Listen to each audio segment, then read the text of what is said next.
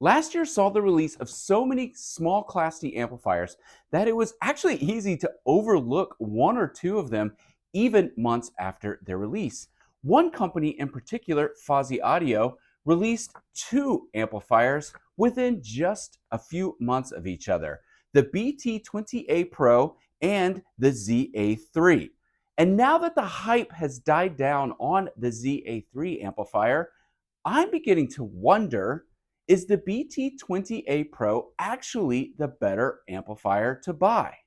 Now, I think we all agree we should buy the product that's right for us, not necessarily the shiny new thing that was just released. So I decided to do a side-by-side comparison between these two amplifiers to try to determine which one is right for you.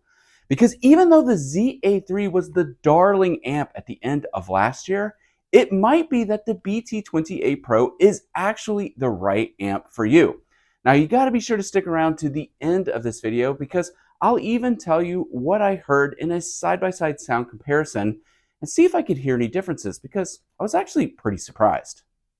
Now let's first talk difference in price because it's worth noting that the BT20A Pro is listed at just $100. In fact, it's currently on sale for $90, while the ZA3 is either $130 or $150 depending on which power supply you buy. And as I'll show you in just a minute, you may actually end up having to spend more money with the ZA3 to get you up and running and listening to music right out of the box. Now, price differences aside, let's talk about difference in features. When you look at the front of both of these units, two differences immediately jump out. The first being that the BT20A Pro comes with tone controls to adjust the bass and treble of music playback, while the ZA3 does not.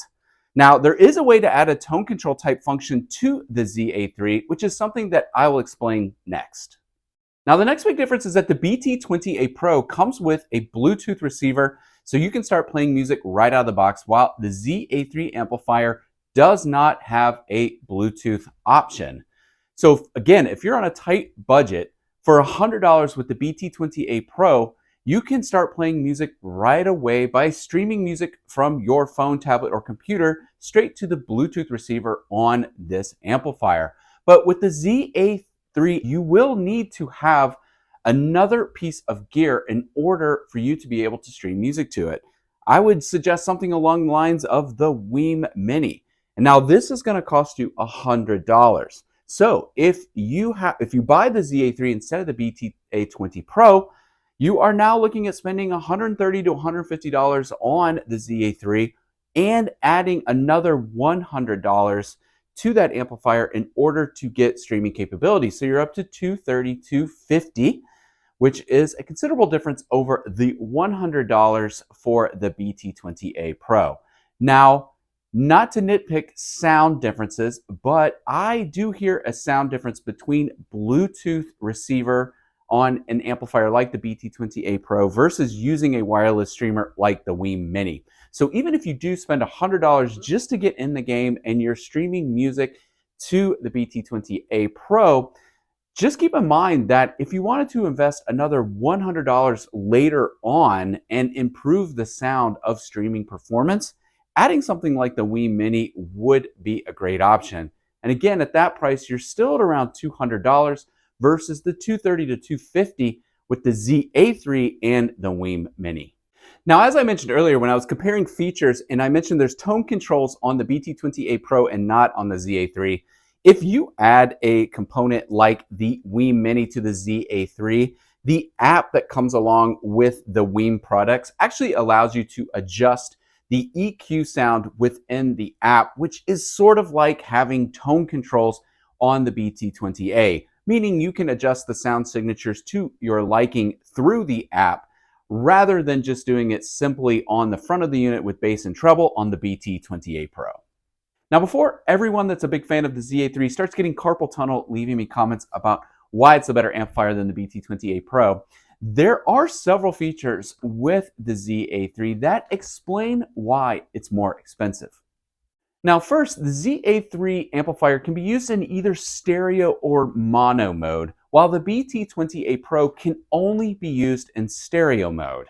Now, what does all this mean for a new consumer? Well, it means that if you have the ZA3 amplifier, you can actually buy two of them and run them in mono mode, which will give you more power. You're basically hooking up one amplifier to each of your speakers, and then you're running them in mono, and that's going to give you the ability to get a lot more power than you would running it in stereo mode, and more power than if you're just using the BT20A Pro as a singular stereo amplifier that's powering both of your speakers. Now, while this added power is something that is obsessive for those of us in this audio hobby, it might not actually be something that the average consumer that's just looking to get into the game might even care about. They may just prefer the stereo output of the BT20A Pro at a lesser cost.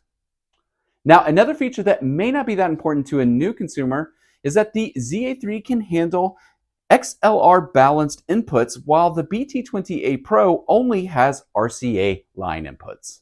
The most important difference in features between these two amplifiers comes down to the subwoofer connection. Now, the BT20A Pro just has a pre-out that you connect a subwoofer to, while the ZA3 has an active output that you can connect your subwoofer to. So what's the big difference, and why do I find this important? Well, when you connect a subwoofer to the ZA3's active output, the volume knob on the front of the ZA3 also adjusts the volume of your subwoofer. While the BT20A Pro, because it's only a pre-out, when you adjust the volume on that amplifier, it does not actually also speak to the volume on your subwoofer, which means you kind of have to manually dial in the volume of your subwoofer and the BT20A Pro separately, which can kind of be a nuisance. Now, again, if you're somebody that's just getting into hi-fi and you're not too stressed out about having a subwoofer, then these differences may not matter. But if you're someone that really wants to build out a bigger system down the road, having that active subwoofer output on the ZA3 is really convenient. Now, these two amplifiers actually share two important things in common. They both use the Texas Instruments TPA3255 amplifier chip for power output. And depending on which power supply you buy and pair with each unit, you can get a wide variety of power output.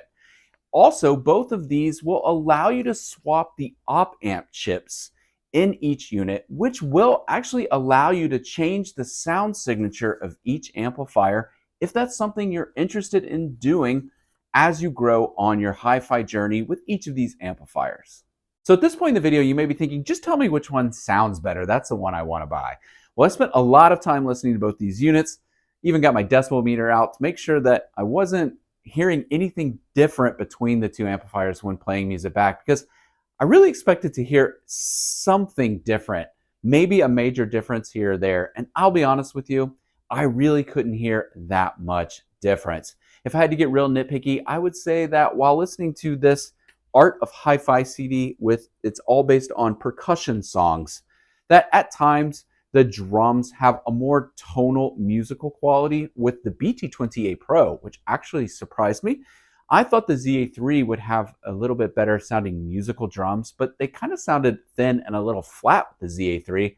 Like I said, they were just more musical with the BT20A Pro. This wasn't a night and day difference. To be honest with you, I don't think the average consumer sitting down with a blindfold on would be able to really hear that much difference between these two, which is great because, again, if you're going back to just getting in and trying to decide between which of these amplifiers is right for you, $100 with the BT20A Pro is still the better deal, and you're not getting that big of a sound difference by upgrading to a $130 or $150 ZA3, or even more by the time you start adding the source components you need to be able to hear music with the ZA3. So which of these amplifiers you should buy? I think it's worth noting at the beginning of this video, I pointed out just how many Class D amplifiers are being released to consumers these days. I get emails weekly from some random company that has released some new Class D small desktop amplifier that are similar to these. And I'm just at the point now to where I don't even bother reviewing those, because I do think Fosi Audio has made two excellent products that I would easily recommend to anyone with the BT20A Pro and the ZA3. So for me, it's important to determine where you are in your hi-fi journey. If you're just a new consumer that wants to get in and easily connect your phone to an amplifier and start playing music, the BT20A Pro is really hard to beat at just $100. You're going to be very happy with the playback you get. You're going to have the treble and bass tone controls so you can tune the music to your liking. And it could be that you're just not worried about even bothering with a subwoofer. Again, you just want to get music playback ASAP. BT20A Pro is probably the one that's right for you.